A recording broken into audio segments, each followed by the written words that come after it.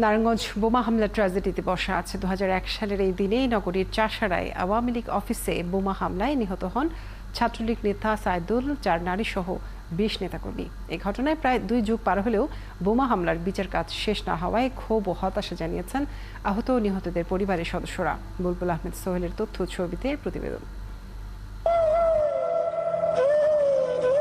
23 বছর আগে 16 জুন নারায়ণগঞ্জের চাষাড়ায় আওয়ামী লীগ অফিসে বোমা হামলায় প্রাণ হারান 4 নারী সহ 20 জন। আহত হন সংসদ সদস্য শামীম ওসমান সহ অর্ধশতাধিক নেতাকর্মী। সেই আতঙ্ক এখনও তাড়িয়ে বেড়ায় নিহতের স্বজন আর আহতদের। পরিবারের একমাত্র উপার্জনক্ষম সদস্য স্বামীকে হারিয়ে কোনো রকম সহযোগিতা না পেয়ে নিজেই অসুস্থ নিহত নজরুল ইসলাম বাচ্চুর স্ত্রী হামিদা বেগম। অনাহারে অর্ধাহারে দিন কাটে তার। আহত রতন দাসের অবস্থা করুণ। আমি যা একটা ছোট্ট চাকরি করতাম, ছোট্ট না, ও যেতে পারি না। আমার কিভাবে দিন চলে? প্রত্যেক দিন থেরাপি দিতে 1000 টাকা করে লাগে। আমি কিভাবে আমার দিন যায়? দিনে 2 বার থেরাপি দিলে 2000 টাকা লাগে। আর ওষুধ, এই যে বক্সে যে মাত্র ওষুধ খাইলাম, এতটি ওষুধ খাইতে হয়।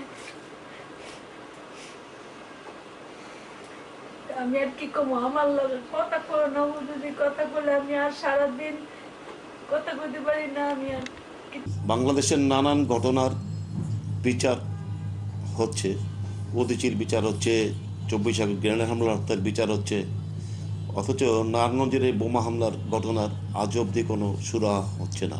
সরকারকে এই অসহায় পরিবারগুলোর দায়িত্ব নেওয়ার দাবি জানান বোমা হামলায় পা হারানো নারায়ণগঞ্জ জেলা পরিষদের বর্তমান চেয়ারম্যান।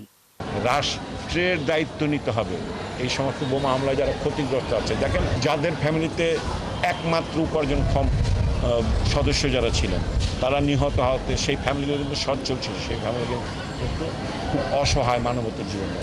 প্রায় 2 যুগ পার হলেও এখনও এই বোমা হামলার বিচার কাজ শেষ হয়নি। আগামী বছরের মধ্যে বিচার শেষ হওয়ার আশা করছেন মামলার বাদী ও রাষ্ট্রপক্ষের আইনজীবী। যারা নিহত হয়েছে তাদের পরিবার বলেন, যারা আহত হয়েছে তারা বলেন, তারা তো ক্ষতিগ্রস্ত। পাশাপাশি আমি অনেক ক্ষতিগ্রস্ত হয়েছি মামলা দায়ের করার পরে। মামলার কার্যক্রম থেমে নাই, মামলার কার্যক্রম চলছে। যেহেতু মামলাতে অনেকগুলি সাক্ষী, মামলার সাক্ষী আসলে কিন্তু আমরা সাক্ষী ফেরত দিই না। বোমা হামলার ঘটনার পরদিনই শহর আওয়ামী লীগের সাধারণ সম্পাদক অ্যাডভোকেট খোকন সাহা বাদী হয়ে বিএনপি নেতাকর্মীদের আসামি করে হত্যা ও বিস্ফোরক আইনে 2টি মামলা দায়ের করেন। হাসান আহমেদ, 71।